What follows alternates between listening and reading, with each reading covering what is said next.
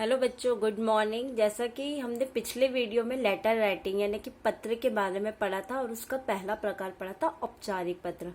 अब हम उसका दूसरा प्रकार पढ़ेंगे जिसे कि हम अनौपचारिक पत्र कहते हैं या इनफॉर्मल लेटर। इसमें परिवार के सगे संबंधियों, मित्रों को उनका हालचाल पूछने, निमंत्रण व बधाई देने संबंधी पत्र लिखे जाते हैं। जैसा कि अनौपचारिक पत्र में हम आपको बता दें, ये जो पत्र है वो आप अपने परिवार को लिख सकते हैं, अपने मित्रों को लिख सकते हैं, आप अपने दोस्त लोगों को निमंत्रण देने के लिए या उन्हें बधाई देने के लिए भी लिख सकते हैं। और अनौपचारिक जो पत्र होते हैं ये थोड़े से बड़े हो सकते हैं क्योंकि ये आप अपने परिवार और सगे संबंधियों को लिखते हैं। तो बच्चों, अब हम इसके बाद आपको बताएंगे कि अनौपचारिक पत्र और औपचारिक पत्र में क्या अंतर है। यानी जब हम ये दोनों प्रकार के पत्र लिखेंगे तो इन पत्रों में थोड़ा सा अंतर होता है।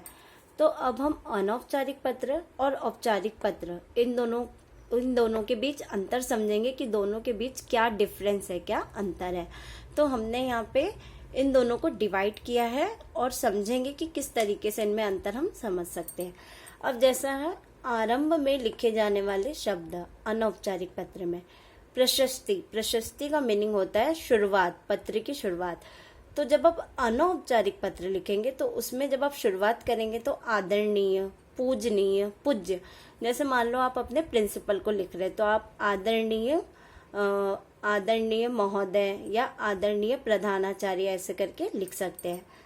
अब जैसे औपचारिक पत्र हो गया तो इसमें आप शुरुआत कैसे करेंगे? श्रीमान, श्रीयुत, महोदय, मान्यवर। अब जैसे मान लो आप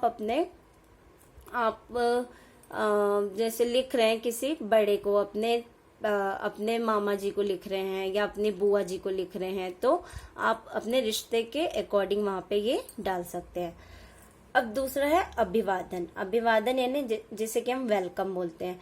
जैसे सादर प्रणाम, सादर नमस्कार। आप जैसे बड़ों को लिख रहे हैं तो सादर प्रणाम, सादर नमस्कार ऐसे लिखेंगे। अब औपचारिक पत्र जो होते हैं उसमें अभिवादन नहीं लिखा जाता। जो औपचारिक पत्र होते हैं उसमें अभिवादन की जरूरत नहीं होती है।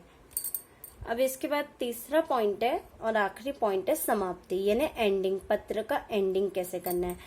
जैसे औपचारिक पत्र में आप अपने माता पिता को लिख रहे तो आपका बेटा या बेटी, तुम्हारा मित्र, मित्र को लिख रहे तो आखिरी में आप लिख सकते हो तुम्हारा मित्र, तुम्हारा हितैषी, तुम्हारा शुभचिंतक इत्यादि। ये सब आप किस में लिख सकते हैं? अनौपचारिक पत्र में। अब हम औपचारिक पत्र में पढ़ेंगे कि इस पत्र की जो समाप्ति है वो कैसे की जाती है। जैसे आपका आज्ञाकारी शिष्य, यदि आप लड़के हैं तो शिष्य लिखेंगे और यदि लड़की है तो आज्ञाकारिणी शिष्या।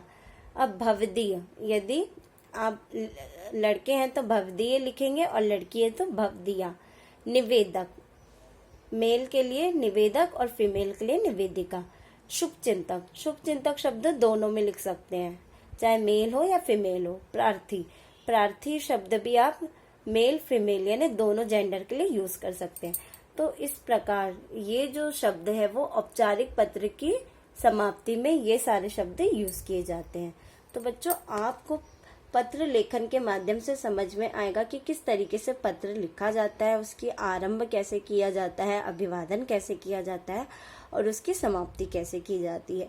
तो पत्र लिखना भी एक कला है और आप ये औपचारिक और अनौपचारिक पत्र में अंतर के माध्यम से आसानी से पत्र लिख सकते हैं।